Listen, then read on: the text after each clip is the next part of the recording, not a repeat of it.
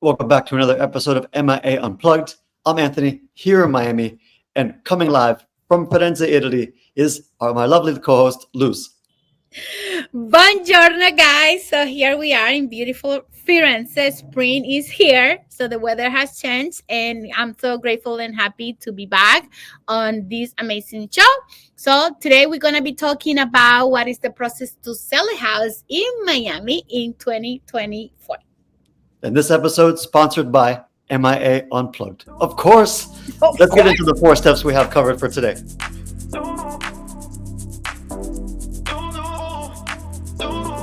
So, on the topic of how to sell a house in 2024, I will start saying that the number one step that you need to do as a seller is to do your homework and find the best real estate agent, that one that is going to be able to help you through the whole process, that one that has a track record, that has a team that can support you back, that can guide you to answer all the questions that you may have in the process, that can have an attorney that can guide you through the legal aspect of the contract as well, and most importantly, that can tell you the truth the way it is. Because Exactly. something that I have seen so many times is like we tend not to say the things the right way just because we might feel that we might lose the listing. But I always say it's better to say the truth the way it is. And, if we can come into an agreement and work together, great. If not, then absolutely fine. And one of the things you might be wondering is, how do you find a great real estate agent in Miami? Well, you can go on Google. You can search best agent near me. Google's going to populate a list of responses.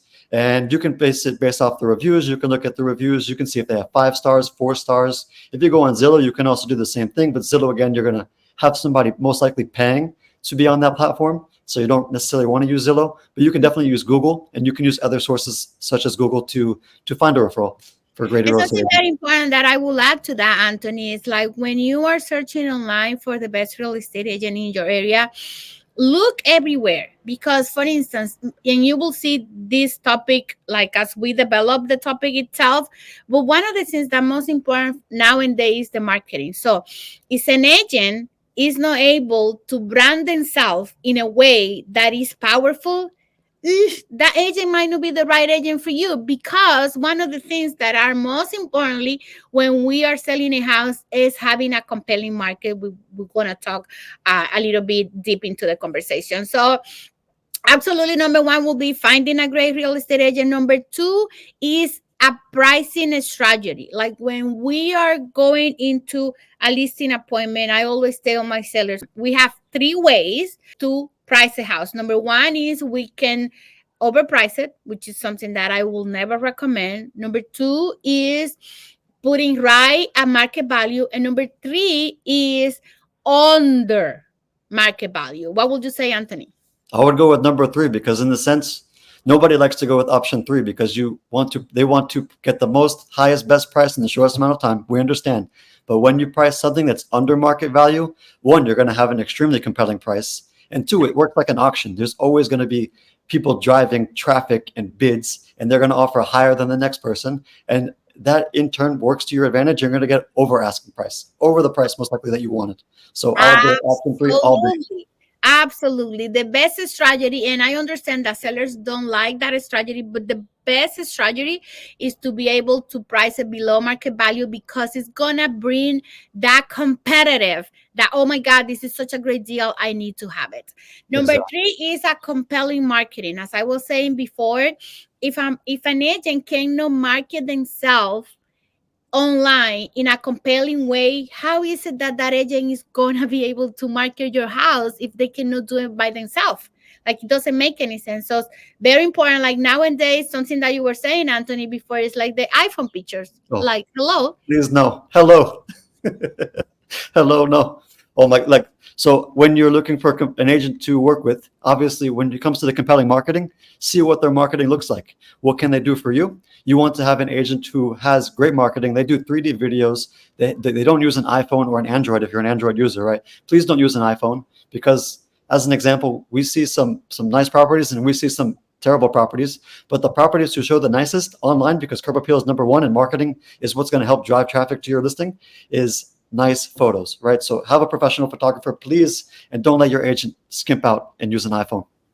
Absolutely. And also very important is what is the network that that agent has? How many people does that agent have on their database that they will be able to showcase your property, not only on the market, like not only in Miami in this case, but like for instance, and I Anthony and I belong to the Tom Ferry ecosystem, which allows to be in front of thousands and thousands and thousands of agents around the United States. So, like when we have a listing in a compelling area with a compelling prices, no, we only have no only the people in Miami, but we have the opportunity to be able to showcase your listing around the globe with all the connections that we have. So that is very important for you to know.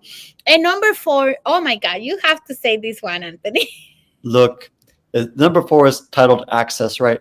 So when you're working with a real estate agent, you want to find the real estate agent who's going to show up, show the property, and present the property in the best aspects. For instance, last week, just the other day on the weekend, we went to a property, we coordinated a scheduling a showing, and 15 minutes before we had the scheduled showing, one, it was on a lockbox. Two, the owner was supposed to show us. So, okay, great. If it's on a lockbox, the owner can't make it, we can get inside. However, the owner had an emergency, quote unquote, 15 minutes before the showing, and we didn't have access to the lockbox. So we had to reschedule the showing for the buyers. And what do you think that does as an owner, as a seller? How does that make you look? Do you think the buyers really want to come back after they spent who knows how long? Maybe they've already spent 3 offers. They've been looking for 6 months.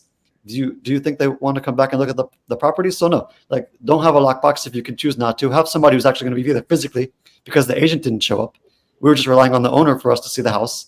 So access is one of the keys in Access is number one because, like for instance, on that case in particular, then they went back next day to show the house, but then next day something happened as well. Like at the end they were able to see it, but like it is very important for you to provide access to the house. Like who is going to show the house? It's going to be the agent, he's going to be the owner, it's going to be the tenant. Is the house going to be in a lockbox? Is the house going to be on Supra? Like that is incredible important because like it doesn't matter if the agent has done an incredible job marketing the house and then guess what, there is no access. So right. we are not in COVID anymore where people were buying houses without seeing the houses. Now we're back to normal business hours and people want to be inside the house to be able to feel the house and to decide what is the offer that they're going to present. Let's make an additional note when it comes to access. So obviously people are going to be coming into your home. They're going to be seeing everything. The most important thing as well is you want to make them feel comfortable. You don't want to be standing right behind them saying, hey, look, what are you guys doing? That way you want the buyer to feel comfortable. For instance, we had the buyer over the weekend and they were afraid to open everything. I said, hey, look, this house is for you. I'll open everything if you want, but you need to take the time to understand what this house feels like, what it looks like, and how you imagine yourself in this house.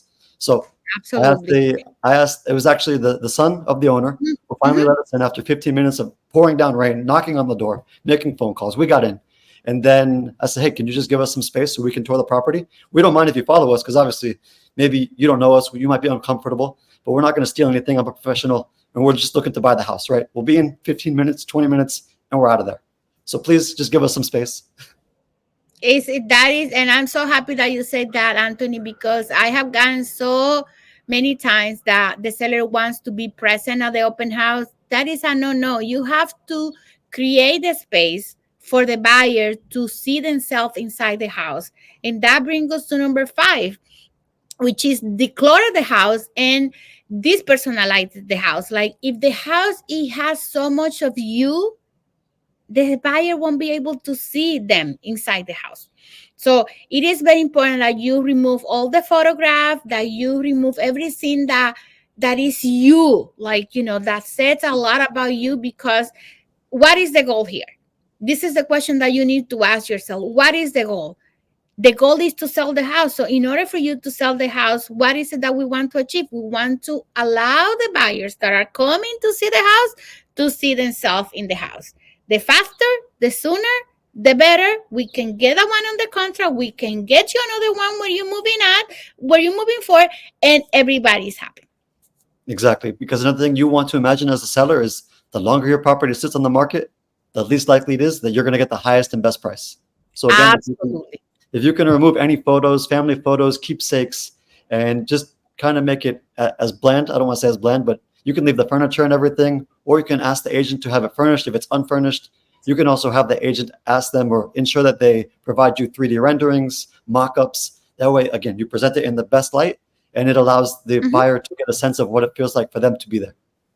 Absolutely. So again, we talk about finding the best real estate agent, pricing strategy, compelling marketing, access to the house, and declutter and dispersonalize the house. So this was another episode of MIA Unplugged. Remember to Like, subscribe, share, wherever you follow us at or listen to us at, and we'll be there.